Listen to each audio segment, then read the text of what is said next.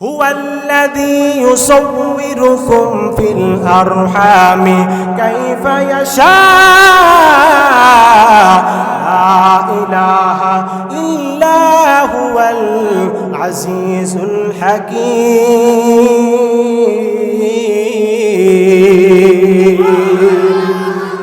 আল্লাহ রাব্বুল আলামিন জানায় দেন বান্দারে, দুনিয়ার মধ্যে যে আমি মানুষ পাঠাইলাম, মানুষের জাত পাঠাইলাম, এই মানুষের সৃষ্টির রহস্য কি? এই মানুষ আমি কিভাবে সৃষ্টি করলাম? ওই মায়ের গর্ভের মধ্যে আমি মানুষ সৃষ্টি করলাম। আল্লাহ তাআলা জানায় দেন, একদিন নয়, 2 দিন নয়, 9 মাস 10 মাস 10 দিন যাবত পর্যন্ত ওই মা কত কষ্ট করে করে বাচ্চাটাকে গর্ভের মধ্যে ধারণ করে করে মা কত কষ্ট করেন। ভাইয়েরা আমার, এরপরেও কত ভাই আছে মা বাবার সাথে খারাপ ব্যবহার করে, আছে না নাই? ভাই আমার, একটু চিন্তা করেন, আপনার আমার কোনো অস্তিত্ব ছিল না, ওই আম্মা জান 10 মাস 10 দিন কত কষ্ট করেছে। ওই মায়ের ঋণ শোধ করার মতো যোগ্যতা দুনিয়ার কোনো মানুষের নাই, ঠিক না বেটে? ভাইয়েরা আমার, ওই মা কত কষ্ট করেছেন। শীতের রাত, রাত্রিবেলা মায়ের গর্ভের মধ্যে বাচ্চা নড়াচড়া করে। আম্মা জান সবাই যখন রাত্রিবেলা ঘুমাইতে যায়, আম্মা জান ঘুমাইতে যায়, রাত 12টা বেজে গেছে, সবাই গভীর ঘুমের মধ্যে আক্রান্ত হয়ে গেছে, কিন্তু আম্মা জানের ঘুম নাই। কারণ পেটের মধ্যে, গর্ভের মধ্যে যে বাচ্চা, সে নড়াচড়া শুরু করে দিছে, আম্মা জানকে ব্যথা দেওয়া শুরু করে দিছে, আম্মা জানের পেটের মধ্যে, গর্ভের মধ্যে পা নাড়াচাড়া শুরু করে দিছে। সবাই যখন খাইতে বসে গেল, সবাই কত সুন্দর খাওয়া দাওয়া করতেছে, আমার আম্মা তাদের সাথে খাইতে বসে। খাওয়ার মাঝখানে হঠাৎ করে আম্মা জান উঠে চলে যায়। কেন কেন? দেখা গেল আম্মা জানের গর্ভের মধ্যে ওই যে সন্তান, খাওয়ার মধ্যে ওই সন্তান আম্মা জানকে আঘাত করে দিছে। এজন্য ভাইয়েরা আমার, এই মায়ের কষ্টের দাম দেওয়া কোনোভাবেই সম্ভব না। শুধু পেটের মধ্যে, গর্ভের মধ্যেই নয়, সন্তান যখন দুনিয়ার মধ্যে ভূমিষ্ঠ হয়, দুনিয়ার মধ্যে আসে, তখন 2 বছর 2.5 বছর পর্যন্ত আম্মা জান দুধ পান করায়, করায় কি করায় না? দুনিয়ার বিজ্ঞানীরা গবেষণা করে করে জানায় দেয়, আম্মা জানের ওই যে 1 ফোঁটা দুধ, আম্মা জানের যে দুধ আছে সন্তানের জন্য কতটা উপকারী। বর্তমানের দুনিয়ায় কোনো মানুষ, কোনো বিজ্ঞানী আজ পর্যন্ত ওই রকম ভিটামিন জাতীয় খাবার কেউ তৈরি করতে পারে না। মায়ের 1 ফোঁটা দুধের দাম দুনিয়া গায়ের চাল। মায়ের 1 ফোঁটা দুধের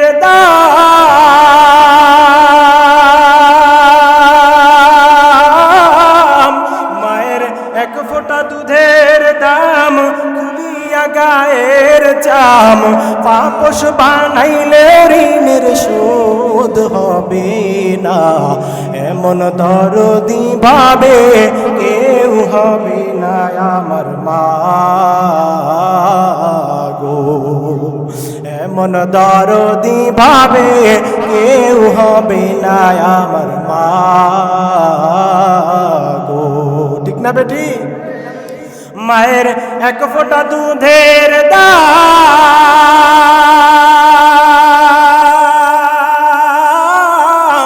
মায়ের 1 ফোঁটা দুধের দাম খুলিয়া গায়ের চাম। পাপোশ বানাইলেও ঋণের শোধ হবে না, এমন দরদি ভাবে কেউ হবে না আমার মা গো, এমন দরদি ভাবে কেউ হবে না আমার মা গো। ওয়ানাশহাদু আল্লা ইলাহা ইল্লাল্লাহু ওয়াহদাহু লা শারীকা লাহু ونشهد أن سيدنا وسندنا وحبيبنا وحبيب ربنا وطبيبنا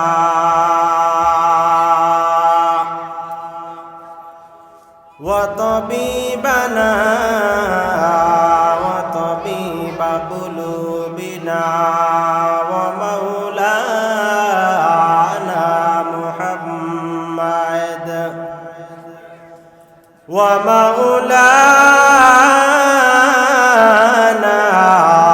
محمدا عبده ورسوله الذي أرسله الله تعالى بالحق بشيرا ونذيرا وداعيا إلى الله بإذنه سراجا وقمرا منيرا أما بعد فأعوذ بالله من الشيطان الرجيم بسم الله الرحمن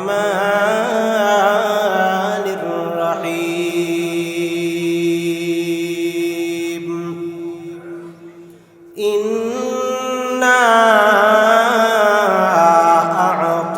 أعطيناك الكوثر فصل لربك وانحر إن شانئك هو الأبتر وقال النبي صلى الله عليه وآله وسلم أنا فرضكم على الحوض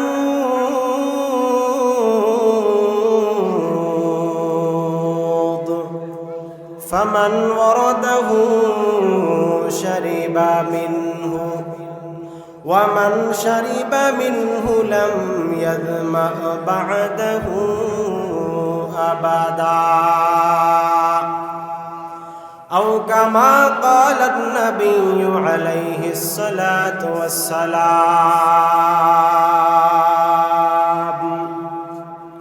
صدق الله مولانا العظيم وصدق رسوله النبي الكريم ونحن على ذلك لمن الشاهدين والشاكرين والذاكرين والحمد لله رب العالمين कौनाइन का मुख्तार खुदा तुमको बनाया कौनाइन का मुख्तार खुदा तुमको बनाया उम्मत के निगाहबान खुदा तुमको बनाया उम्मत के निगाहबान खुदा तुमको बनाया या रब मेरे आँखों में समा जाए मदीना या रब मेरे आँखों में समा जाए मदीना मुद्दत से मेरा दिल में तमन्ना है मदीना मुद्दत से मेरा दिल में तमन्ना है मदीना तलवार बकट हो के निकल मैदान आसीर तलवार बकट हो के निकल मैदान आसीर दुश्मन की मुकाबिल तो लगा नाराए तकबीर दुश्मन की मुकाबिल तो लगा नाराए तकबीर बलगल उला बिकमालिही कशफत दुजा बिजमालिही हसनत जमीउ खिसालिही सल्लू अलैहि व आलिही। আল্লাহ আমরা তো পৃথিবীর মধ্যে বসবাস করি, আমরা আপনার গোলামি করি, আমরা আপনার দাসত্ব করি, ইবাদত করি। আমাদেরকে পৃথিবীর মধ্যে সর্বশ্রেষ্ঠ জাতি হিসেবে ঘোষণা দিয়ে দিলেই তো হয়। আমাদেরকে পৃথিবীর মধ্যে সর্বশ্রেষ্ঠ জাতি হিসেবে ঘোষণা দিয়ে দেয়। এই ধারণা ফেরেশতাদের মনের মধ্যে আসলো। আসার পরে আল্লাহ তাআলা ফেরেশতাদেরকে বুঝানোর জন্য যে যাদের গুনাহ করার যোগ্যতা নাই, তারা গুনাহ করে না, এটা যে আসলে কোনো ক্রেডিট না, এটা বোঝানোর জন্য আল্লাহ তাআলা ফেরেশতাদেরকে বললেন, ইন্নী জাইলুন ফিল আরদি খলিফা, আমি পৃথিবীর মধ্যে একদল মানুষ নামে একটা জাতি পাঠাতে চাই। সুবহানাল্লাহ। ফেরেশতাদের মনের মধ্যে একটা প্রশ্ন ছিল। কি প্রশ্ন? যে আল্লাহ, আমরাই তো আপনার ইবাদত করি, আমরাই তো আপনার গোলামি করি, তাহলে আমাদেরকে শ্রেষ্ঠত্ব দেন না কেন, শ্রেষ্ঠ মর্যাদা দেন না কেন? আল্লাহ তাআলা এই প্রশ্নের উত্তরে বললেন যে ইন্নী আ'লামু মা লা তা'লামুন, যে ফেরেশতারা, আমি আল্লাহ যা জানি, আমি গায়েবের মালিক, আসমান জমিনের গায়েব যা কিছু হয় আমি সব জানি। এমনকি ফেরেশতারা, তোমরা মুখ দিয়ে যেটা প্রকাশ করো, অন্তরে যেটা গোপন রাখো, সব জানেন কে? আল্লাহ জানেন। অন্তরের পরিকল্পনা কে জানেন? আল্লাহ জানেন, সব কিছু জানেন। এই জন্য আল্লাহ তাআলা বলে দিলেন যে ফেরেশতারা, তোমরা তো বলতেছো যে আমি দুনিয়াতে মানুষ সৃষ্টি করতে চাই কেন? দুনিয়ার মধ্যে মানুষ গিয়ে হানাহানি ফাসাদ সৃষ্টি করবে, মারামারি করবে, রক্তপাত করবে, গুনাহের কাজ করবে। তোমাদের এই প্রশ্নের উত্তর হলো যে আমি আল্লাহ যা জানি তোমরা তা জানো। ফেরেশতাদের আরেকটা প্রশ্ন ছিল যে আল্লাহ, আমাদেরকে শ্রেষ্ঠ জাতি হিসাবে ঘোষণা দিয়ে দিলেই তো হয়। আল্লাহ তাআলা ফেরেশতাদের এই প্রশ্নের উত্তর ফেরেশতাদেরকে বোঝার তৌফিক দিয়ে দিলেন, তাদের নিজের ইচ্ছায় মনে মনে বোঝার তৌফিক দিয়ে দিলেন। আল্লাহ তাআলা দুনিয়াতে যখন মানুষ পাঠাইলেন, তখন ফেরেশতারা বুঝে নিল যে এই মানুষের মধ্যে আল্লাহ তাআলা ভালো কাজ করার ক্ষমতা দিয়েছেন, খারাপ কাজ করার ক্ষমতা দিয়েছেন। সুতরাং এই মানুষের মধ্যে যারা খারাপ কাজ করা, গুনার কাজ করার ক্ষমতা থাকা সত্ত্বেও গুনাহ করবে না, বরং ভালো কাজ করবে, তারাই হলো দুনিয়ার মধ্যে শ্রেষ্ঠ জাতি। সুবহানাল্লাহ। আল্লাহ রাব্বুল আলামিন জানায় দেন, হুয়াল্লাযী খালাকাস সামাওয়াতি ওয়াল আরদা ফি সিত্তাতি আইয়াম। রাব্বুল আলামিন জানায় দেন, দুনিয়ার মধ্যে আমি দুনিয়া সৃষ্টি করার পরে প্রথমে জিন জাতিকে পাঠাইলাম। জিন জাতিকে দুনিয়ার মধ্যে পাঠানোর পর জিন জাতিকে আবার বনে জঙ্গলে তাড়ায় দিলাম। বনে জঙ্গলে তাড়ায় দেওয়ার পর এই দুনিয়ার মধ্যে আবার ফেরেশতাদেরকে আমি পাঠায় দিলাম। ফেরেশতারা দুনিয়ার মধ্যে যখন বসবাস করতেছিল, ফেরেশতাদের অন্তরের মধ্যে প্রশ্ন জাগলো, আল্লাহ, আমরা তো আপনার ইবাদত করি, আমরা আপনার গোলামি করি, আপনি আমাদেরকে শ্রেষ্ঠ মর্যাদার অধিকারী বানায়া দেন। আল্লাহ তাআলা জানায় দিলেন, ও ফেরেশতার দল, এই দুনিয়ার মধ্যে আমি একদল জাতি পাঠাইতে চাই, একদল মানুষ পাঠাইতে চাই, যে মানুষের মধ্যে ফাআলহামাহা ফুজুরাহা ওয়া তাকওয়াহা, তোমরা ফেরেশতাদের মধ্যে ভালো কাজ করার গুণ আছে, খারাপ কাজ করার গুণ তোমাদের ফেরেশতাদের মধ্যে নাই।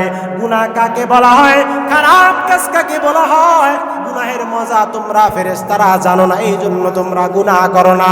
কিন্তু আমি দুনিয়ার মধ্যে এমন একদল মানুষ পাঠাবো, এমন একদল জাতি আমি দুনিয়ার মধ্যে পাঠাবো, যাদের মধ্যে আমি গুনাহের যোগ্যতা দিয়ে পাঠাবো, আবার ভালো কাজ করার যোগ্যতা আমি আল্লাহ তাদের মধ্যে দিয়া পাঠাবো। কিন্তু এই মানুষের মধ্যে যে মানুষটা তার বিবেক খাটায়া, আকল খাটায়া খারাপ কাজের দিকে যাবে না, বরং ওই বান্দা আমি রবের গোলামি করবে। সুবহানাল্লাহ। আল্লাহ রাব্বুল আলামিন জানায় দেন, ফেরেশতা, তোমরা ভালো কাজ করো, এটা ঠিক আছে, কিন্তু তোমাদের মধ্যে তো খারাপ কাজ করার গুণ নাই। গতকাল আমরা উদাহরণ দিয়ে বুঝিয়েছিলাম যে 4 বছর 5 বছরের শিশু আর 25 বছরের যুবক। 4-5 বছরের শিশু গুনাহের মজাই বুঝে না, গুনাহের কারণ বুঝে না, গুনাহ কাকে বলে সেটাই সে জানে না। সুতরাং গুনাহ থেকে বেঁচে থাকা, গুনাহ থেকে বিরত থাকা ওই 4-5 বছরের শিশুর কোনো যোগ্যতা না।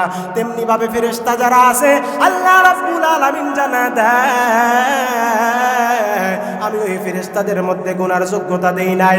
সুতরাং মানুষ যাদেরকে দুনিয়ার মধ্যে বসবাস করার জন্য পাঠাইলাম, তাদেরকে আমি খারাপ খারাপ কাজ করার যোগ্যতা দিলাম, আবার ভালো কাজ করার যোগ্যতা দিলাম। আমি আল্লাহ মানুষকে যে উদ্দেশ্য নিয়ে দুনিয়ায় পাঠাইলাম, মানুষ যদি আমার ওই উদ্দেশ্য পূরণ করে, ওয়ামা খালাকাতুল জিন্না ওয়াল ইনসা ইল্লা লিয়াবুদুন। আল্লাহ জানায় দেন, ও দুনিয়ার গোলাম, আমার বান্দার দল, আমি তোমাদেরকে দুনিয়ায় পাঠাইলাম। কেন পাঠাইলাম জানো নি? দুনিয়াতে তোমাদেরকে একমাত্র আমি আল্লাহর গোলামি করার জন্য পাঠাইলাম। আমরা গোলামি করব কার? আল্লাহর গোলামি করব। আল্লাহ আমাদেরকে দুনিয়ার মধ্যে আল্লাহর গোলামি করার জন্য পাঠাইলেন।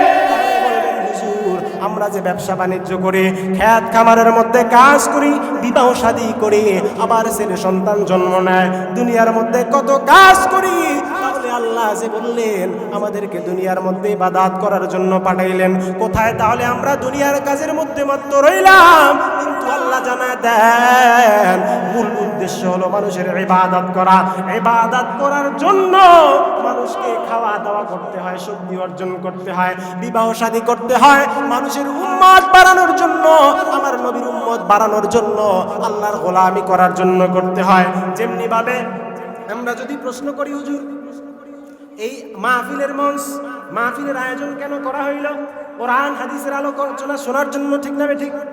কোরআন হাদিসের আলোচনা শুনবো, কিন্তু এই প্যান্ডেল কেন টানানো হইল? এই মাইক কেন ব্যবহার করা হইল? এখানে এত আয়োজন কেন করা হইল? শুধু বসে বসে কোরআন হাদিস আলোচনা করলেই তো চলতো, ঠিক না ঠিক? এই মাহফিল করার উদ্দেশ্য কি? কোরআনের আলোচনা শোনা। কিন্তু হুজুর এই প্যান্ডেল কেন টানানো হইল? মাইক কেন দেওয়া হইল? এত কিছুর আয়োজন কেন? হ্যাঁ, কোরআন হাদিসের আলোচনা যেন সহজে বোঝা যায়, বোঝার সুবিধার্থে এগুলার সব ব্যবস্থা করা হয়েছে। এমনি ভাবে মুফাসসিরিন কেরাম বলেন, মানুষকে দুনিয়াতে পাঠানো হয়েছে ইবাদত করার জন্য, কিন্তু মানুষ খাবে কেন? ইবাদতের শক্তি অর্জন করার জন্য। আপনি একদিন, 2 দিন, 5 দিন যদি একটানা না খেয়ে থাকেন, রোজা ছাড়া না খেয়ে থাকেন, রোজা থাকলে আল্লাহর বরকত থাকে, এমনিতে না খেয়ে থাকেন, দেখবেন শরীর দুর্বল হয়ে যাবে, ইবাদত করতে পারবেন না। এজন্য আমাদেরকে পাঠানো হয়েছে ইবাদত করার জন্য, কিন্তু আমরা খাওয়া দাওয়া করি, বিশ্রাম নেই কেন? ইবাদতে যেন শক্তি পাই, ইবাদত করার উদ্দেশ্যে। এজন্য আল্লাহ রাব্বুল আলামিন জানায়া দেন, বান্দারে তোমাদেরকে দুনিয়ার মধ্যে পাঠানোর একমাত্র উদ্দেশ্য হলো আমি আল্লাহর ইবাদত করা। পয়গম্বর আরবি সাল্লাল্লাহু আলাইহি ওয়াসাল্লাম জানা দেন, দুনিয়ার মধ্যে মানুষ যদি এশার নামাজ জামাতে পড়ে ঘুমায়, আবার বান্দা যদি ঘুমানোর পরে উঠে ফজরের নামাজ জামাতের সহিত আদায় করে নেয়, ওই বান্দার সারা রাত ইবাদতের সওয়াব আমলনামায় লিখে দেওয়া হয়। সুবহানাল্লাহ।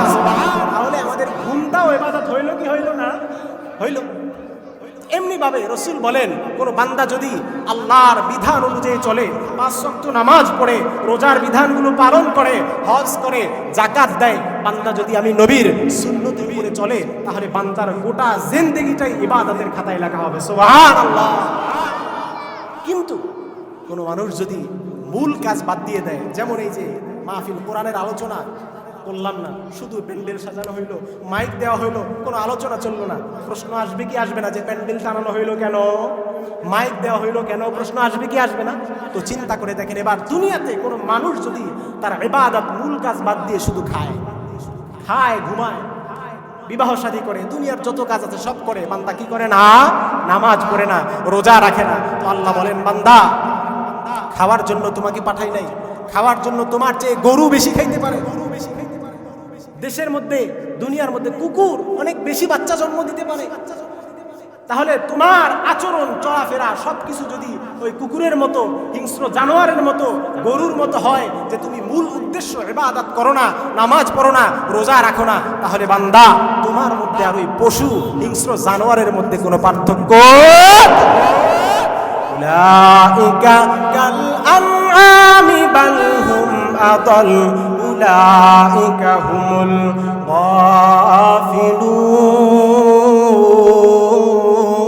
গাফিলুন। আল্লাহ রাব্বুল আলামিন জানায় দেন, দুনিয়ার মধ্যে আমার যে সমস্ত বান্দা বান্দির দল আমি আল্লাহর মূল উদ্দেশ্য গোলামি না করে, ইবাদত না করে, দুনিয়ার মধ্যে শুধু খায় ঘুমায়, দুনিয়ার উদ্দেশ্য পূরণ করে, রবের গোলামি করে না। আল্লাহ বলেন আমি যে দুনিয়ার মধ্যে মানুষদেরকে শ্রেষ্ঠ জাতি বানাইলাম, ওই বান্দা আল্লাহর ইবাদত না করার কারণে হিংস্র চতুষ্পদ জানোয়ারের চেয়েও খারাপ হয়ে যায়। ভাইয়েরা আমার, এজন্য আল্লাহ তাআলা দুনিয়ার মধ্যে যখন মানুষ পাঠাইলেন, ফেরেশতাদের প্রশ্ন ছিল, ও আল্লাহ আপনি আমাদেরকে কেন শ্রেষ্ঠ জাতি হিসেবে ঘোষণা দেন না? এই প্রশ্ন করার পর কিছুক্ষণ পর ফেরেশতারা বুঝতে পারলো যে আল্লাহ তাআলাই ভালো জানেন, আল্লাহ তাআলা দুনিয়ার মধ্যে মানুষ পাঠাইতে চান, তাদেরকে শ্রেষ্ঠ মর্যাদার অধিকারী দিতে চান। এই জন্য ফেরেশতারা বললেন সুবহানাকা লা ইলমা লানা ইল্লা মা আল্লামতানা ইন্নাকা আনতাল আলিমুল হাকীম। ফেরেশতারা বললেন ও আমার রব, আমরা আপনার কাছে না জিজ্ঞাসা করে না বুঝে প্রশ্ন করে ফেলছি। আয় আল্লাহ আমাদের কোনো ইলম নাই, আমাদের তো জানা ছিল না, আপনি তো ভালো জানেন। এই জন্য ফেরেশতারা আল্লাহর কাছে ক্ষমা চাওয়া শুরু করলো। ক্ষমা চাইতে চাইতে 7 আসমানের উপরে একটা মসজিদ আছে, আল্লাহ তাআলার আল বাইতুল মামুর নামে একটা মসজিদ আছে। ওই মসজিদের মধ্যে প্রতিদিন প্রতি সময় 70,000 ফেরেশতারা তাওয়াফ করতে থাকে কাবা শরীফের মতো। পয়গম্বর আরবি জানায় দেন কিয়ামত পর্যন্ত একবার 70,000 ফেরেশতা তাওয়াফ করে। একবার যেই 70,000 ফেরেশতা তাওয়াফ করে, কিয়ামত পর্যন্ত আর ওই ফেরেশতারা তাওয়াফ করার সুযোগ পাবে না। সুবহানাল্লাহ। চিন্তা করা যায় কত হাজার কোটি কোটি মিলিয়ন বিলিয়ন ফেরেশতা আল্লাহ সৃষ্টি করেছেন। আল্লাহ তাআলা লক্ষ্য করলেন ফেরেশতারা প্রশ্ন করলো, এই প্রশ্নের কারণে আল্লাহর কাছে গড়টা তাওয়াফ করে করে আল্লাহর কাছে ক্ষমা চাইলেন। আল্লাহ রাব্বুল আলামিন জানায় দিলেন ও ফেরেশতার দল, আমি যে দুনিয়ার মধ্যে মানুষ পাঠাইলাম, দুনিয়ার মধ্যে মানুষ পাঠাবো, মানুষ সৃষ্টি করব, তোমরা তোমাদের ভুলের কারণে আসমানের উপরে বাইতুল মামুর ঘুরে ঘুরে তাওয়াফ করে করে আমি রবের কাছে ক্ষমা চাও। দুনিয়ার মধ্যে আমার বান্দারা যখন কোনো ভুল করবে, যখন কোনো গুনাহ করবে, তাদের জন্য একটা ঘর নির্মাণ করা দরকার। তোমরা যাও যাও দুনিয়ার মধ্যে যাও, এই বাইতুল মামুর বরাবর কাবা শরীফ নির্মাণ করে দাও। ইন্না আউওয়ালা বাইতিন উদিআ লিন-নাসি লাল্লাযী বিবাক্কাতা মুবারাকা লাল্লাযী বিবাক্কাতা মুবারাকা ওয়া হুদাল লিল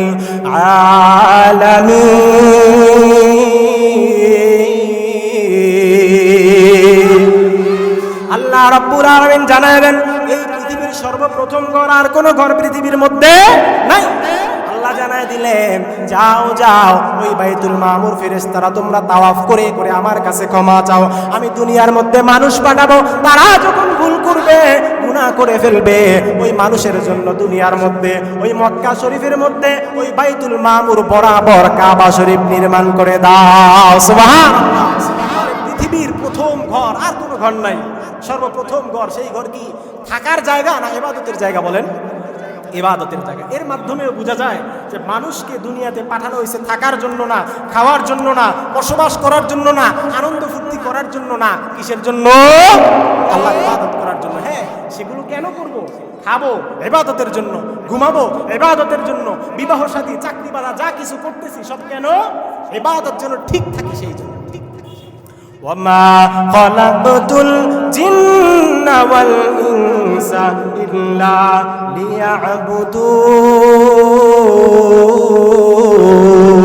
ليعبدون। আল্লাহ রাব্বুল আলামিন জানায় দেন দুনিয়ার মধ্যে আমি মানুষকে পাঠাইলাম আমি আল্লাহকে চেনার জন্য, আমি আল্লাহকে জানার জন্য, আমি আল্লাহর মারিফাত লাভ করার জন্য, আমি আল্লাহকে তাআলা ইবাদত করার জন্য। সুবহানাল্লাহ। আল্লাহ তাআলা তখন ফেরেশতারা তো ভুল বুঝতে পেরে ক্ষমা চাইলেন। আল্লাহ তাআলা ফেরেশতাদেরকে বললেন আসলে তোমরা তো প্রশ্ন করেছো জানার জন্য, এটা বেশি একটা অপরাধ না, তোমরা জেনেছো, বুঝেছো, আবার ক্ষমা চেয়েছো। আচ্ছা, তোমরা যে তোমাদের ফেরেশতারা ভুল বুঝতে পেরেছো, অর্থাৎ মানুষই হলো শ্রেষ্ঠ জাতি, তোমরা শ্রেষ্ঠ না, এটা বুঝতে পেরেছো। এটার প্রমাণ দেওয়ার জন্য তোমরা আমি যে আদমকে বানাইলাম মাটি দিয়া, এই আদমকে সিজদা করো। সুবহানাল্লাহ। ফেরেশতারা সবাই আল্লাহর আদেশ মানার জন্য সবাই আদম আলাইহিস সালামকে সিজদার জন্য মাটিতে লুটায় পড়ল, কিন্তু একজন ছিল ইবলিস নামে, সে সিজদা করলো না। নাউযুবিল্লাহ। ওয়া ইদ কুলনা লিল মালাইকাতি ইসজুদু লি আদম ফাসাজাদু ইল্লা ইবলিস। আল্লাহ তাআলা জানায় দেন, আমি যখন সমস্ত ফেরেশতাদের উদ্দেশ্য করে বললাম, ও ফেরেশতার দল, যাও যাও, আমি যেই মাটির আদমকে বানাইলাম, তোমরা মাটির আদমকে সিজদা দিয়ে প্রমাণ করে দাও যে তোমরাও এটা মেনে নিলা, মানুষ হলো সর্বশ্রেষ্ঠ জাতি। আল্লাহু আকবার। ফেরেশতারা সবাই আদমকে সিজদা করলো, কিন্তু একজন দাঁড়ায় গেল ইবলিস নামে, উনি দাঁড়ায় বলল যে আল্লাহ, আমি আদমকে কেন সিজদা করব? আপনি ফেরেশতাদেরকে নূরের দ্বারা তৈরি করেছেন, জিন জাতিকে আগুনের দ্বারা তৈরি করেছেন, কিন্তু মানুষকে আপনি মাটি দ্বারা তৈরি করেছেন। ওই ইবলিস আল্লাহর সামনে যুক্তি দেওয়া শুরু করলো। কি দেওয়া শুরু করলো? যুক্তি দেওয়া শুরু করলো যে আল্লাহ, আপনি মানুষকে যে মাটি দ্বারা বানাইলেন, এই মাটির মধ্যে অন্ধকার থাকে, আর আমি ইবলিসকে আগুন দ্বারা বানাইলেন, আগুনের মধ্যে সব সময় আলো থাকে। ও আল্লাহ, আমি কেন মাটির দিয়ে তৈরি আদমকে সিজদা করব? নাউযুবিল্লাহ। প্রশ্ন কিন্তু ফেরেশতারাও করেছিল। আল্লাহ যখন বুঝাই দিলেন, তখন তারা বুঝে ক্ষমা চাইলো, কিন্তু ইবলিস সে উল্টা প্রশ্ন করলো, সে ভুল তো স্বীকার করলোই না, আল্লাহর সামনে যুক্তি দাঁড় করায়। এজন্য দেখবেন দুনিয়ার মধ্যে কিছু কিছু মানুষ আছে, আলেমদেরকে শুধু খোঁচায়, আছে না নাই? আলেমদেরকে খোঁচায়, তার প্রয়োজন নাই, তারপরও প্রশ্ন করে, কেন? ঠেকানোর জন্য। এজন্য ফেরেশতাদের মতো যদি প্রশ্ন করা হয়, যেমন আপনি প্রশ্ন করলেন, হুজুর আমি উজু করলাম, উজুর পরে আমার থুতুর সাথে রক্ত আসলো, এখন আমার উজু আছে না নাই? এই প্রশ্ন ভালো না খারাপ বলেন? ভালো না খারাপ বলেন? ভালো। এই প্রশ্ন করলে অসুবিধা নেই, কিন্তু একজন গিয়ে প্রশ্ন করলো, কি প্রশ্ন? আমার ওস্তাদ ঘটনাটা, গল্পটা শুনাইছেন। কি প্রশ্ন বলেছে? হুজুর বলেন তো, কোরআন শরীফের মধ্যে কোন সূরায় মিম নাই, আর কোরআন শরীফের মধ্যে কোন সূরার মধ্যে বা নাই? বলেন তো হুজুর। এই প্রশ্ন কিসের জন্য বলেন? জানার জন্য না আটকানোর জন্য? এখন হুজুর ওই ব্যক্তিকে বললো, ভাই এই প্রশ্নের উত্তর যদি আমি দিতে পারি কি হবে? ওই লোক বলে যে হুজুর, আমি বুঝতে পারবো যে আপনি কোরআন বুঝেন, কোরআন বুঝার সাথে এই প্রশ্নের সাথে কি সম্পর্ক বলে? তখন হুজুর বলল, ঠিক আছে, তোমাকে আমি উত্তর দিব, অসুবিধা নাই, কিন্তু উত্তর দিলে কি হবে? তখন হুজুর তাকে উত্তরটা জানাই দিল, যে সহজেই তোমাকে বুঝাই দেই, যে দেখো সূরাতুল ইখলাস, কুল হুয়াল্লাহু আহাদ আল্লাহুস সামাদ লাম ইয়ালিদ ওয়া লাম ইউলাদ ওয়া লাম ইয়াকুল লাহু কুফুয়ান আহাদ, এই সূরার মধ্যে বা নাই। কি নাই? বা নাই। আর সূরাতুল কাউসার, ইন্না আ'তাইনাকাল কাউসার, এই সূরার মধ্যে মিম নাই। তখন জিজ্ঞেস করলো, হইছে? বলে যে হ্যাঁ হইছে। তো বললো যে এবার আমি তোমাকে প্রশ্ন করি। আপনার সাথে তো প্রশ্ন উত্তর দিয়ে পারা যাবে না। তখন হুজুর বললেন, তুমি তাহলে কেন প্রশ্নের উত্তর করতে চাইলা? তুমি কেন তাহলে প্রশ্নের উত্তর করতে চাইলা? সহজে তোমাকে একটা প্রশ্ন করি। কি প্রশ্ন? বলে যে ভাই তুমি বলো, কি কি কারণ হইলে উযু ভেঙে যায়? হুজুর এটা তো জানি না। কি বলে? হুজুর এটা তো জানি না। চিন্তা করে দেখেন, সে ওই প্রশ্ন নিয়ে আসছে যে কোরআন শরীফের কোন সূরায় বা নাই, কোন সূরায় মিম নাই। কবরে কি প্রশ্ন হবে বলেন? কবরে এই প্রশ্ন হবে? আর এটা বুঝার সাথে কোরআনের সাথে কোনো সম্পর্ক নেই। এজন্য কিছু মানুষ দুনিয়ার মধ্যে আছে, ওই ইবলিসের মতো আটকানোর জন্য আল্লাহকে আটছে, যে আল্লাহ মানুষকে মাটি দ্বারা তৈরি করেছেন, তাহলে মাটির মধ্যে তো অন্ধকার, আর আমি তো ইবলিসকে আগুন দ্বারা তৈরি করেছেন, আগুনের মধ্যে আলো, আমি তাকে কেন সিজদা করব? অহংকার। আল্লাহ তাআলা জানায় দিলেন, ও ইবলিস, তুমি তো আমাকে ফটকারিতার জন্য অহংকার করে করে প্রশ্ন করেছো, উখরুজ মিনাল জান্নাহ, তুমি যাও যাও যাও, তোমাকে আমি জান্নাত থেকে চিরতরে বিদায় করে দিলাম। নাউযুবিল্লাহ। তাহলে ফেরেশতারা কিছু প্রশ্নের কারণে তাদের কোনো ক্ষতি হইল না, ইবলিস তারা হটকারিতামূলক প্রশ্নের কারণে তাকে আল্লাহ জান্নাত থেকে বের করে দিলেন। এজন্য ভাইরা আমার, ওলামায়ে কেরামকে প্রশ্ন করব, অসুবিধা নাই, কিন্তু ওই যে ঠেকানোর জন্য প্রশ্ন করা যাবে না।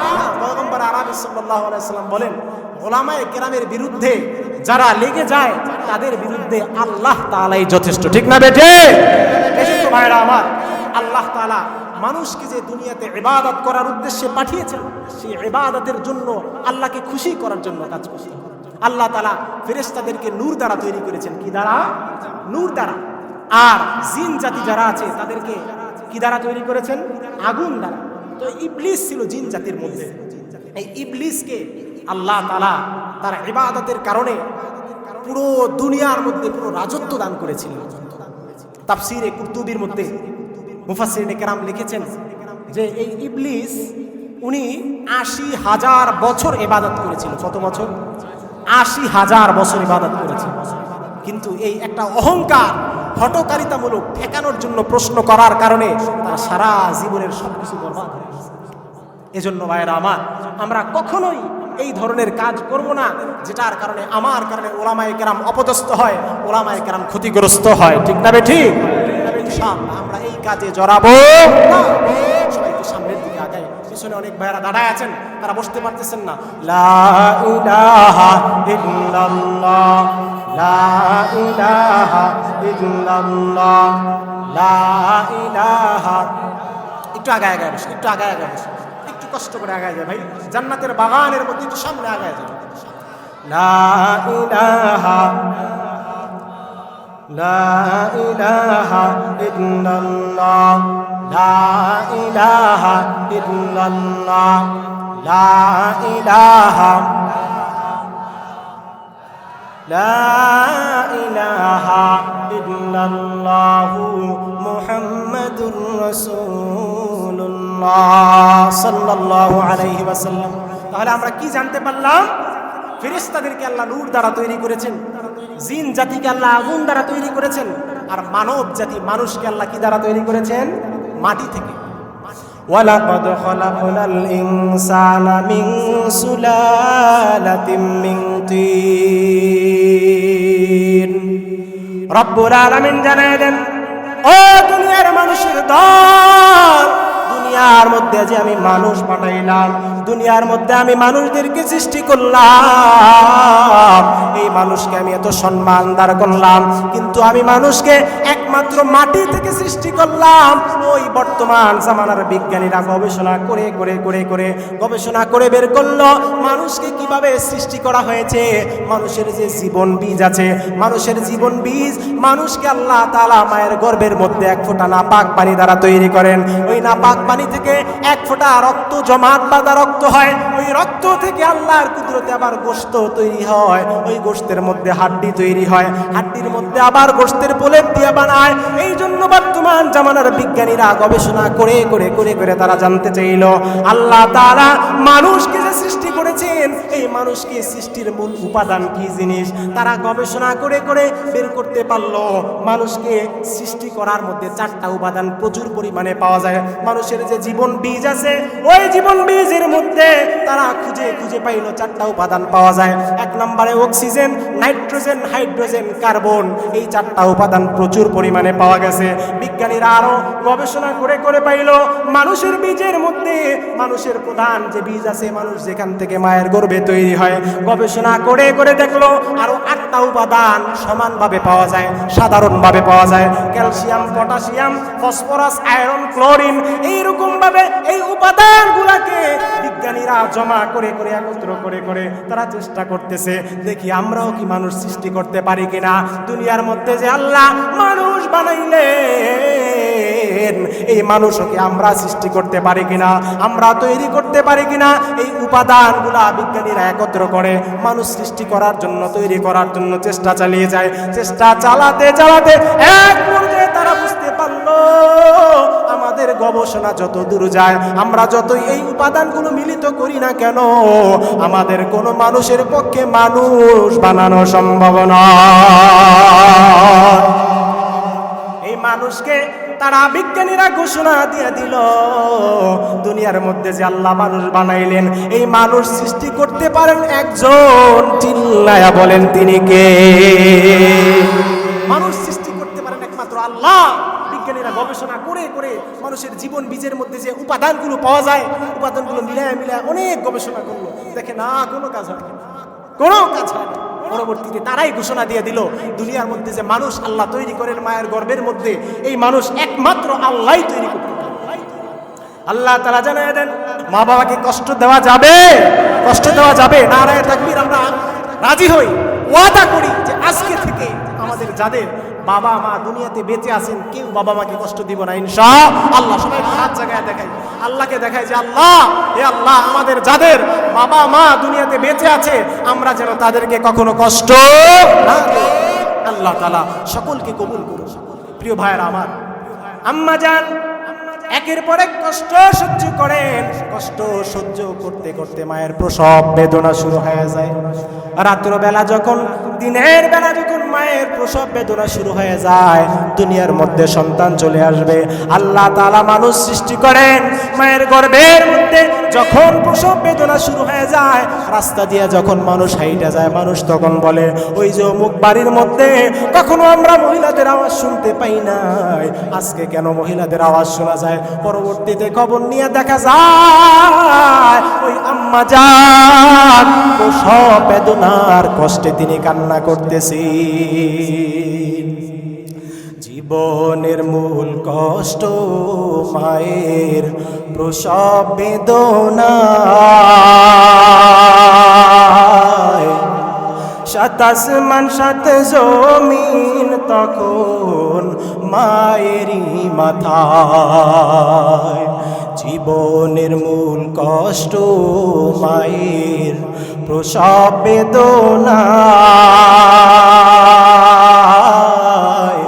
সাত আসমান সাত জমিন তখন মায়েরই মাথায়। আমার সুন্দর মুখ দেখে মায়ে, আমার সুন্দর মুখ দেখে মায়ে ব্যথায় যায় দেয় ভাসাইয়া। ও আমার প্রাণের মা, মা গো মা, কোথায় গেলে মোরে ছাড়িয়া? জনম দুঃখী ইয়াতীম আমি, কেউ চাহে না ফিরিয়া। বলেন সব।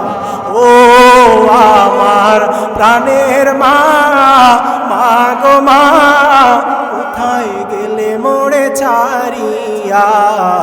জনম দুঃখী ইয়াতীম আমি, কেউ চাহে না ফিরিয়া। আমি যখন ছিলাম আমার মায়েরই উদরে, চলাফেরা করতেন মায়ে কত কষ্ট করে। আমি যখন ছিলাম আমার মায়েরই উদরে, চলাফেরা করতেন মায়ে কত কষ্ট করে। এমন মাকে কেমনে আজি,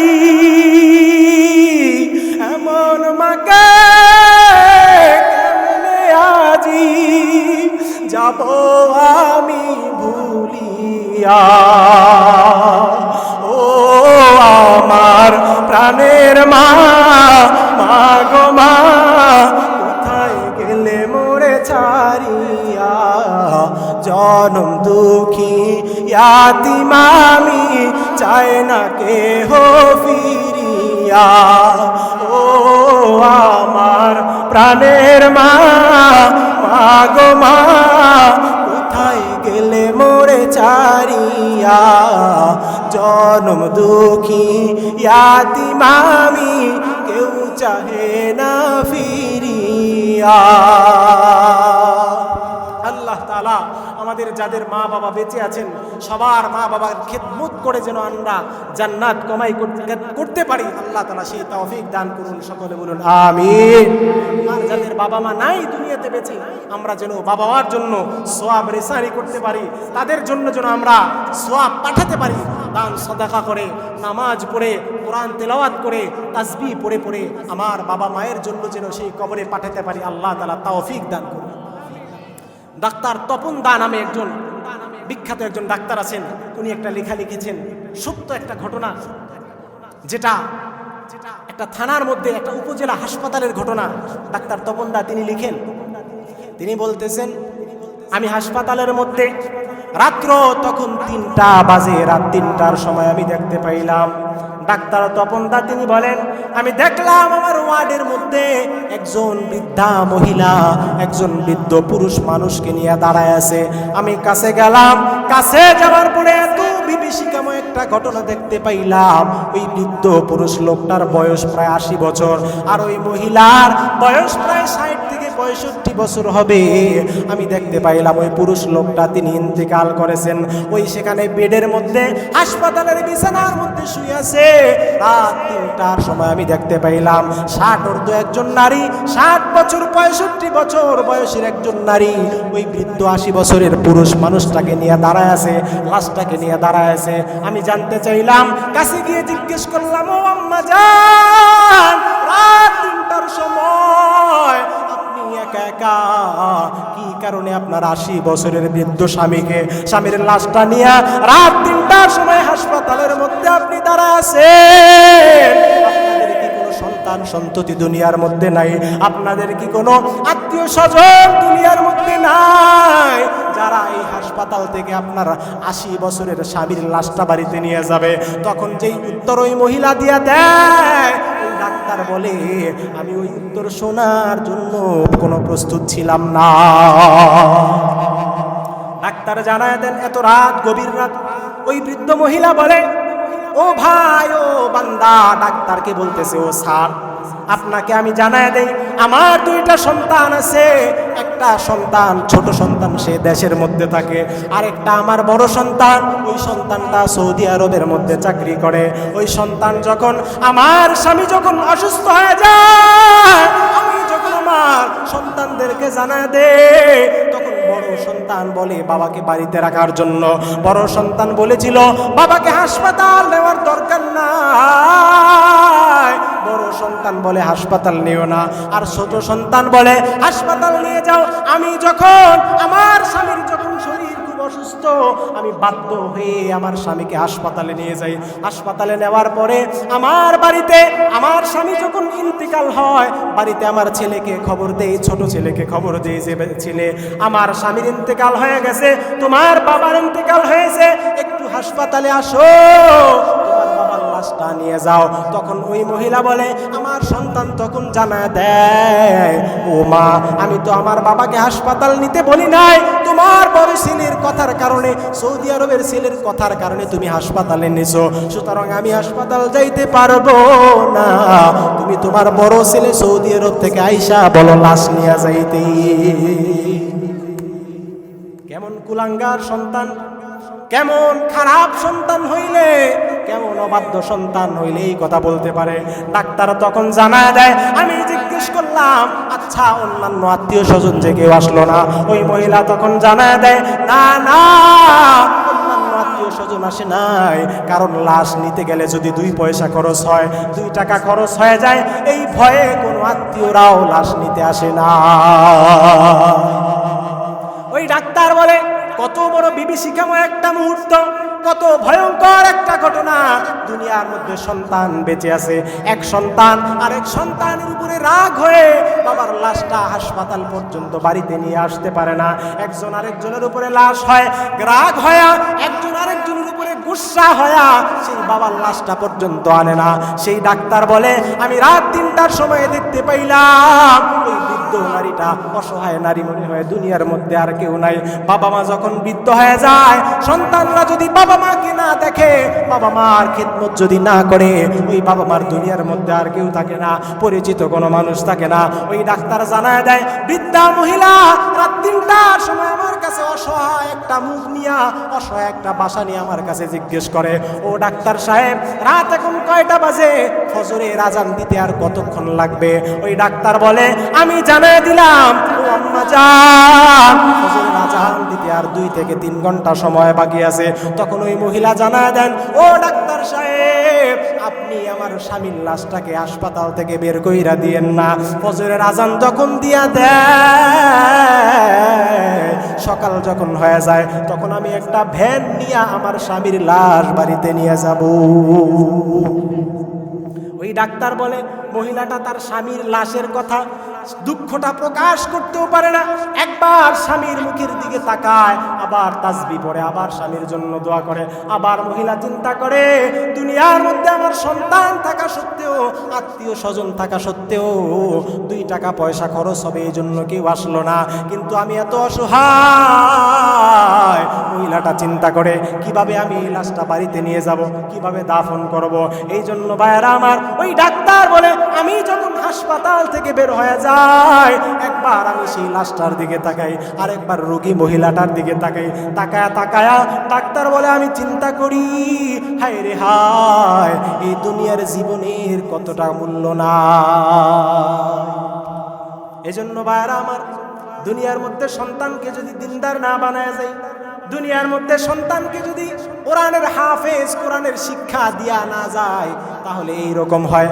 আমরা করোনার মধ্যে দেখলাম অনেক বাবা মা আছে, অনেক সন্তান আছে যারা নিজের আত্মীয় স্বজন বাবা মার লাশের সামনে যায় না, কিন্তু উলামায়ে কেরাম, মুজাহিদিনে কেরাম, ইসলাম যারা মানে, ইসলাম যারা শিখে, তারা কিন্তু ঠিকই সেই লাশগুলো কবরের মধ্যে দাফন করেছে। এই জন্য ভাইয়েরা আমার, মানুষ যদি আল্লাহ তাআলার যে উদ্দেশ্য, দুনিয়ার মধ্যে পাঠানোর উদ্দেশ্য, এই উদ্দেশ্য পূরণ করে নেয়, তাহলে ওই মানুষটা আল্লাহর কাছে সবচেয়ে দামি হয়ে যায়।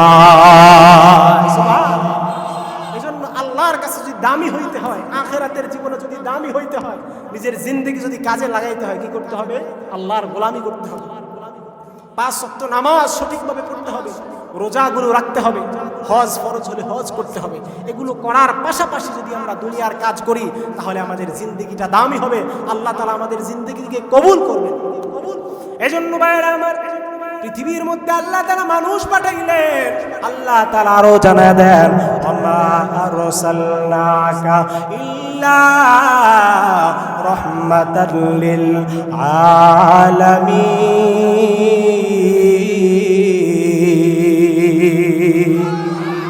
আল্লাহ তাআলা জানালেন, আমি দুনিয়ার মধ্যে মানুষ পাঠাইলাম, এই মানুষের মধ্যে সর্বশ্রেষ্ঠ সর্বপ্রধান মানুষ হিসেবে কাকে পাঠাইলাম?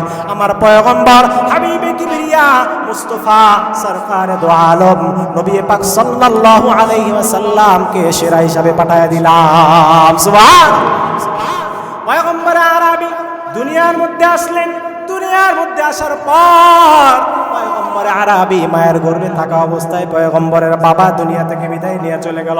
পয়গম্বর আরবি রাসূলুল্লাহ সাল্লাল্লাহু আলাইহি ওয়াসাল্লাম দুনিয়াতে যখন আসলেন, আসার পরে 6 বছর বয়সে তার মাও দুনিয়া থেকে হারায় গেলেন। পয়গম্বর আরবির কত দুঃখ, কত বেদনা, কষ্টের কোনো শেষ নাই। পয়গম্বর ভারাক্রান্ত হৃদয়। পয়গম্বর আরবি সাল্লাল্লাহু আলাইহি ওয়াসাল্লামকে আল্লাহ রাব্বুল আলামিন 7টা সন্তান দান করেছেন। কোন কোন কিতাবের মধ্যে আসছে 6টা সন্তান দান করেছেন। এর মধ্যে 3 জন হলো ছেলে সন্তান, 4 জন হলো মেয়ে সন্তান। পয়গম্বর আরবির ছেলে সন্তান কাসিম, আব্দুল্লাহ, ইব্রাহিম 3 জন সন্তানকে আল্লাহ তাআলা বাল্যকালে দুনিয়া থেকে চিরতরে বিদায় দিয়ে দেয়। আল্লাহ তাআলা নবীজিকে দুনিয়াতে পাঠানোর পরে এত দুঃখ দুর্দশা, দুনিয়াতে নবীজি এতিম হিসাবে আসছেন। মায়ের গর্ভে থাকা অবস্থায় বাবাকে হারাইছেন, আবার 6 বছর বয়সে মাকে হারাইছেন। এই পয়গম্বর আবার আল্লাহ তাআলা কিছু সন্তান দিলেন। সন্তান দেওয়ার পরে 3 জন সন্তান, ছেলে সন্তান, তাদেরকে ছোট অবস্থায় আল্লাহ দুনিয়া থেকে বিদায় নিয়ে নিলেন। কত দুঃখ, কত কষ্ট। হযরতে আনাস রাদিয়াল্লাহু তাআলা আনহু তিনি বর্ণনা করেন, একদিন আমরা নবীজির সামনে বসে আছি, পয়গম্বর সাল্লাল্লাহু আলাইহি ওয়াসাল্লাম একসাথে বসে আছেন। তখন আমরা দেখলাম পয়গম্বর আরবির চেহারাটা মলিন হয়ে আছে, খুব ভারাক্রান্ত হৃদয়, কষ্ট চেহারার মধ্যে। কারণ আল্লাহ তাআলা যে 3 জন ছেলে সন্তান দিয়েছেন, 3 জনকে দুনিয়া থেকে বিদায় দিয়ে দিয়েছেন বাল্যকালে, ছোট অবস্থায়। পয়গম্বর আরবীর ভারাক্রান্ত হৃদয়, পয়গম্বর আরবীর কষ্ট, এই কষ্টের পরেও মক্কার কাফের মুশরিকরা, বিশেষ করে কিতাবের মধ্যে আস ইবনে ওয়াইলের নাম আসছে। ওই আস ইবনে ওয়াইল পয়গম্বরের সন্তান না থাকার কারণে, ছেলে সন্তান সবগুলা দুনিয়া থেকে বিদায় নেওয়ার কারণে নবীজির পাশ দিয়ে যখন যাইতো, নবীজির পাশ দিয়ে যাওয়ার সময় নবীজিকে আবতার বলে গালি দিত, নির্বংশ বলে গালি দিত, বলতো মুহাম্মাদের কোনো দুনিয়ার মধ্যে সন্তান নাই, মুহাম্মাদের দুনিয়ার মধ্যে কোনো বংশ রাখার মতো কেউ থাকবে না, মুহাম্মাদের সন্তান দুনিয়া থেকে বিদায় নিয়ে গেছে, তোমরা তার আলোচনা বাদ দিয়ে দাও, তাকে বাদ দিয়ে দাও, মুহাম্মাদের দিন টিকে থাকবে না, মুহাম্মাদের বংশ টিকে থাকবে না। এই কথা বলে বলে তারা নবীজিকে কষ্ট দিত। এই জন্য হযরতে আনাস রাদিয়াল্লাহু তাআলা আনহু বলেন, আমি দেখতে পাইলাম পয়গম্বর আরবী খুব ভারাক্রান্ত হৃদয়, চেহারার মধ্যে দুঃখ নিয়া পয়গম্বর বসে আছেন। বসে থাকার পরে আমরা লক্ষ্য করলাম পয়গম্বর আরবী সাল্লাল্লাহু আলাইহি ওয়াসাল্লাম, সবাই পড়েন সাল্লাল্লাহু আলাইহি ওয়াসাল্লাম, পয়গম্বর আরবী ভারাক্রান্ত হৃদয় নিয়া যখন একটু তন্দ্রার মধ্যে গেলেন, চোখ দুইটা বন্ধ করলেন, বন্ধ করার কিছুক্ষণ পরেই আনাস রাদিয়াল্লাহু তাআলা আনহু বলেন, আমি দেখতে পাইলাম পয়গম্বর আরবীর চেহারার মধ্যে মুস্কি হাসি, হাসি দেওয়ার পরে আমরা সাহাবায়ে কেরাম জানতে চাইলাম, ও পয়গম্বর, আমরা দেখতে পাইলাম আপনি একটু তন্দ্রার মধ্যে গেলেন, আপনার চেহারার মধ্যে বড় ভারাক্রান্ত হৃদয় দেখলাম, দুঃখ দেখলাম, কিছুক্ষণ পরে আবার হাসতেছেন, কারণ কি? তখন পয়গম্বর বলেন, আল্লাহ তাআলা জিবরাইলকে পাঠানোর মাধ্যমে আমার দুঃখকে সরানোর জন্য আল্লাহ এই মাত্র একটা সূরা নাজিল করে দিয়েছেন। সুবহানাল্লাহ। ইন্না আ'তাইনাকাল কাউসার ফাসাল্লি লিরাব্বিকা ওয়ানহার ইন্না শানিআকা হুয়াল আবতার। সুবহানাল্লাহ। নবীজির দুঃখ দেখে আল্লাহ তাআলা কি করলেন? সূরা নাজিল করে দিলেন। সূরার অর্থ কি? আল্লাহ বলেন, ইন্না আ'তাইনাকাল কাউসার, হে নবী, আপনার দুনিয়াতে সন্তান নাই, তাই কি হয়েছে? আপনাকে আমি এমন শ্রেষ্ঠ দৌলত, এমন শ্রেষ্ঠ জিনিস দান করলাম যেটাকে বলা হয় আল কাউসার। কাউসার কি? মুফাসসিরিনে কেরাম বলেন, আল কাউসার হলো আল খায়রুল কাসীর, অনেক কল্যাণ। কাউসারের আরেকটা ব্যাখ্যা মুফাসসিরিনে কেরাম লিখেছেন, হাউজে কাউসার, কিয়ামতের ময়দানে যখন মানুষ 50,000 বছর দাঁড়ায় থাকবে, নবী করিম সাল্লাল্লাহু আলাইহি ওয়াসাল্লামকে আল্লাহ তাআলা এই কাউসার নামে হাউজে কাউসার দান করবেন। হাদিসের মধ্যে আসছে, ওই কাউসার কি জিনিস? কাউসার হলো একটা ঝর্ণা, নহর, একটা নদীর মতো, যেই নদীর পানিটা থাকবে দুধের চেয়েও সাদা। সুবহানাল্লাহ। যেই হাউজের পানিটা থাকবে দুধের চেয়েও সাদা, এবং ওইখান থেকে মেশক আম্বরের চেয়ে বেশি ঘ্রাণ আসবে। সুবহানাল্লাহ। হাদিসের মধ্যে আসছে, ওই হাউসটার চতুর্পাশে স্বর্ণ এবং রূপা দ্বারা খচিত দেয়াল করা থাকবে, এবং ওই পানিগুলা ওই দুধের চেয়ে সাদা যে পানি, সেগুলো যে প্রবাহিত হবে সেটা মণিমুক্তা জহরতের পাথরের উপর দিয়ে প্রবাহিত হবে। সুবহানাল্লাহ। এজন্য আল্লাহ তাআলা জানায় দেন, হে নবী, আপনাকে আমি কাউসার দান করলাম। ইন্না আ'তাইনাকাল কাউসার ফাসাল্লি লিরাব্বিকা ওয়ানহার ইন্না শানিআকা হুয়াল আবতার। পয়গম্বর আরবীকে আল্লাহ তাআলা জানায় দেন, ও নবী, আপনার সন্তান দুনিয়ার মধ্যে নাই, তাই কি উম্মতের মাধ্যমে, আপনার উম্মতের মাধ্যমে আপনার বংশ আমি জারি রাখবো, আপনার নাম আমি জারি রাখবো। কিন্তু যারা আপনার বিরুদ্ধাচরণ করতেছে, যারা আপনার বিপক্ষে বলে, আপনাকে আবতার, নির্বংশ বলে গালি দেয়, আপনাকে আটপুরা বলে গালি দেয়, তাদের কোনো বংশ দুনিয়ার মধ্যে থাকবে না। ওয়ারাফা'না লাকা যিকরাক, ও পয়গম্বর, আমি আপনার আলোচনাকে দুনিয়ার মধ্যে সব সময় কিয়ামত পর্যন্ত জারি রাখবো। এবার আমরা ইতিহাস দেখি, ওই যে মক্কার কাফির মুশরিক আবু জাহেল, উতবা, সাইবা, আবু লাহাব সহ যারা নবীজির বিরোধিতা করছে, আজকের মানুষ, দুনিয়ার মানুষ তাদেরকে এত ঘৃণা করে, এত অপছন্দ করে, তাদের নামও তাদের সন্তানের রাখতে চায় না। ঠিক না বেঠে? এই যে দেখেন, নরেন্দ্র মোদী, ভারতের প্রধানমন্ত্রী, তার আম্মাও কিন্তু তার নাম আবু জাহেল রাখে নাই। রাখছে? কেন রাখে নাই? কারণ জানে আবু জাহেল, উতবা, সাইবা খুব খারাপ ছিল, এত ঘৃণা করে। তো তারা নবীজিকে গালি দিত, আপনার নির্বংশ, যে তার কোনো বংশ থাকবে না, কিয়ামত পর্যন্ত যদি বংশ না থাকে, সন্তান সন্ততি না থাকে, নবীর মুহাম্মদের নাম কে নিবে? কিন্তু কি দেখা গেল, ওই কাফের মুশরিক আবু জাহেল উতবা সাহেবা তাদের নাম দুনিয়াতে কেউ লয় না, কিন্তু নবীজির নাম দুনিয়াতে লয় তো লয় না। সারা দুনিয়ার মানুষ কিয়ামত পর্যন্ত নবীজির নাম এত পরিমাণে লয়। আমি যদি সংক্ষিপ্তভাবে বলি, বাংলাদেশের মধ্যে আদমশুমারিতে আসছে প্রায় 6 লক্ষ মসজিদ আছে। কত লক্ষ? 6 লক্ষ মসজিদ। তাহলে 6 লক্ষ মসজিদের মধ্যে প্রতিদিন কয় ওয়াক্ত আজান হয়? 5 ওয়াক্ত আজান। 5 ওয়াক্ত আজানের মধ্যে আশহাদু আন্না মুহাম্মাদুর রাসূলুল্লাহ বলে কি বলে না? বলে কি বলে না? তাহলে আজানের মধ্যে 5 ওয়াক্ত আজান যে হয়, 5 6 কত হয়? 30 লক্ষ। 30 লক্ষ বার এই আজানের মধ্যে আশহাদু আন্না মুহাম্মাদুর রাসূলুল্লাহ নবীজির নাম কয়বার করে? কয়বার করে? 2 বার করে। আজানের মধ্যে কয়বার করে? 2 বার করে। তাহলে 5 6 30 আর 30 দুগুণে 60 লক্ষ বার। তাহলে আজানের মধ্যে প্রতিদিন 5 ওয়াক্ত আজানের মধ্যে 2 বার করে নবীজির নাম নেওয়া হয়। 5 6 30, 30 দুগুণে 60, 60 লক্ষ বার শুধু নবীজির নাম আজানের মধ্যেই নেওয়া হয়। সুবহানাল্লাহ। ওই নামাজের মধ্যে আবার নামাজের আগে ইকামত আছে না নাই? ইকামত আছে। ইকামতের মধ্যে নবীজির নাম কয়বার নেওয়া হয়? 2 বার নেওয়া হয়। 2 বার নেওয়া হলে আবার 5 6 30, 30 দুগুণে 60, 60 লক্ষ। তাহলে আগের আজানের 60, এখানে ইকামতের 60, কত হইল? 60 60 120। 1,20,00,000 লক্ষ বার শুধু নবীজির নাম 5 ওয়াক্ত আজানের মধ্যেই নেওয়া হয়। সুবহানাল্লাহ। নামাজের মধ্যে দুরূদ ইব্রাহিম পড়ি কি পড়ি না? আল্লাহুম্মা সাল্লি আলা মুহাম্মাদিন ওয়া আলা আলি মুহাম্মাদ কামা সাল্লাইতা আলা ইব্রাহিম ওয়া আলা আলি ইব্রাহিম ইন্নাকা হামিদুম মাজিদ। দুরূদ ইব্রাহিম পড়ি কি পড়ি না? পড়ি। দুরূদ ইব্রাহিমও 4 বার পড়া হয়। তাহলে 1,20,00,000, আবার 1,20,00,000, 2,40,00,000 লক্ষ বার শুধু নামাজের মধ্যে সাধারণভাবে মুসলমান ইমানদার বান্দাবান্দিরা নবীজির নাম নেয়। আল্লাহু আকবার। এটা কোথায়, কোন জায়গার ইতিহাস বললাম? শুধু বাংলাদেশ। বাংলাদেশের মধ্যে প্রতিদিন 5 ওয়াক্ত আজান নামাজে নবীজির নাম 2,40,00,000 বার নেওয়া হয়। এখন দেখেন, বাংলাদেশে এখন রাত, আমেরিকায় দিন। বাংলাদেশ, সৌদি আরব, বাংলাদেশ, জাপান, আমেরিকা, চীন, রাশিয়া বিভিন্ন দেশের সাথে ওয়াক্তের সাথে সময়ের সাথে কোনো মিল নাই। আমাদের এখানে যখন ফজরের নামাজ শেষ হয়, অন্য দেশে যায় জোহরের নামাজ শুরু হয়, আবার অন্য দেশে আসরের নামাজ শুরু হয়। এইভাবে পুরো পৃথিবীর মধ্যে 24 ঘন্টা নামাজ চলে, 24 ঘন্টা আজান চলে। চলে কি চলে না? 24 ঘন্টা মুসলমান ইমানদার বান্দা বান্দিরা কিয়ামত পর্যন্ত নবীজির নাম নিতে থাকবে। তাইলে যারা বলেছিল নবীজির নাম থাকবে না, নবীজির বংশ থাকবে না, তাদের বংশ নাই, তাদের নাম নাই। আল্লাহ তাআলা নবীজির নাম, নবীজির কথাকে দুনিয়ার মধ্যে কিয়ামত পর্যন্ত জারি রেখেছেন। সুবহানাল্লাহ। ওগো নবীর উম্মতেরা হয়ে আজি দিশাহারা,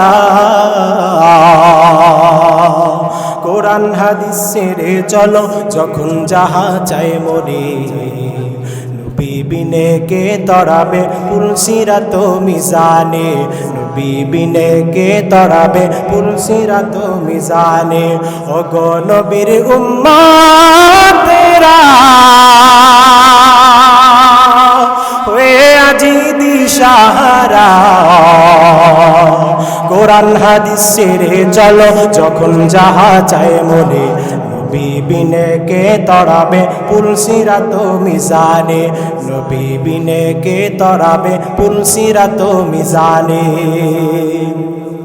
এমন এতিম নবী